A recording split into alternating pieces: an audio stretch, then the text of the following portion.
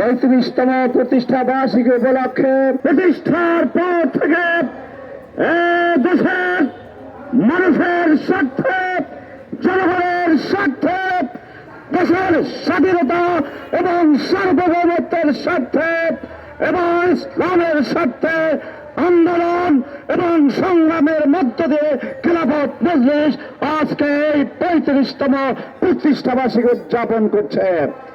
এই দীর্ঘ 35 বছরে আমাদের যে সমস্ত মুরব্বিয়ার একরাম যারা দুনিয়া থেকে চলে গেছেন, বিশেষ করে প্রতিষ্ঠাকালীন আমির হযরত মাওলানা আব্দুল গফফার, আমাদের পরবর্তী আমির শাইখুল হাদিস আল্লামা আজিজুল হক সাহেব সহ সিনিয়র নায়েব আমির অধ্যাপক মাওলানা আক্তার ফারুক, আমাদের ঢাকা মহানগরীর সভাপতি মাওলানা মোহাম্মদ শফিকুদ্দিন, শেখ গোলাম আসগর সহ যারা দুনিয়া থেকে বিদায় নিয়েছেন, আমরা তাদের স্মরণ করছি এবং তাদের রোহের মাগফিরাত কামনা করছি।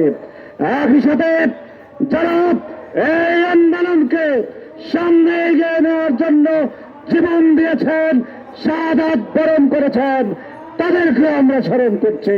যারা জেল জুলুম নির্যাতনের নিষ্পেষণের শিকার হয়েছে, তাদেরকে আমরা স্মরণ করছি।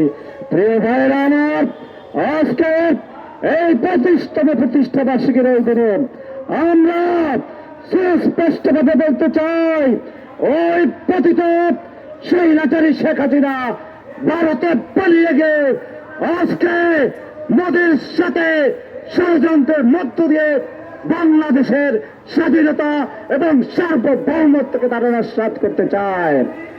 আমরা বলতে চাই, এদেশের স্বাধীনতা এবং সার্বভৌমত্ব রক্ষার জন্য জাতি, বর্ণ, ধর্ম নির্বিশেষে, দল মত নির্বিশেষে এদেশের 18 কোটি মানুষ ঐক্যবদ্ধ রয়েছে এবং ঐক্যবদ্ধ থাকবে ইনশাল্লাহ। আমরা প্রয়োজনে বুকের তাজা রক্ত ঢেলে দিব, তারপরেও এদেশের সার্বভৌমত্বের উপরে কারো কুদৃষ্টি আমরা সহ্য করব না।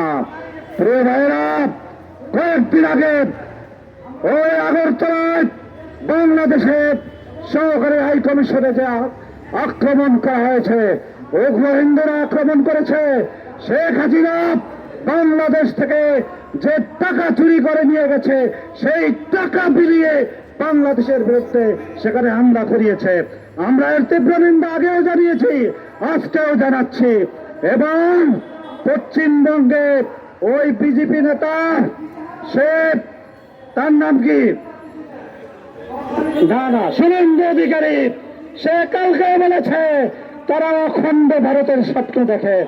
আমরা বলতে চাই, অখণ্ড ভারতের স্বপ্ন দেখে লাভ নাই। আপনাদেরকে বলতে চাই, আপনারা বেশি বাড়াবাড়ি করলে এই ভারতের পূর্বাঞ্চলের 7টি রাজ্য তারা স্বাধীন হয়ে যাবে।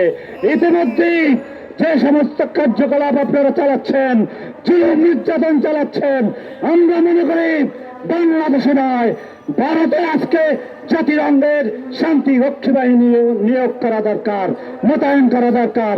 আমার বক্তব্য না বাড়িয়ে আমরা বলতে চাই, এই বর্তমান অন্তর্কালীন সরকার এদেশের ছাত্র জনতার, এদেশের 18 কোটি মানুষের সমর্থন নিয়ে আজকে রাষ্ট্র চালাচ্ছে।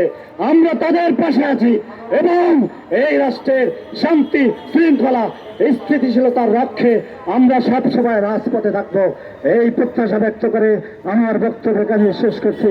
আসসালামু আলাইকুম।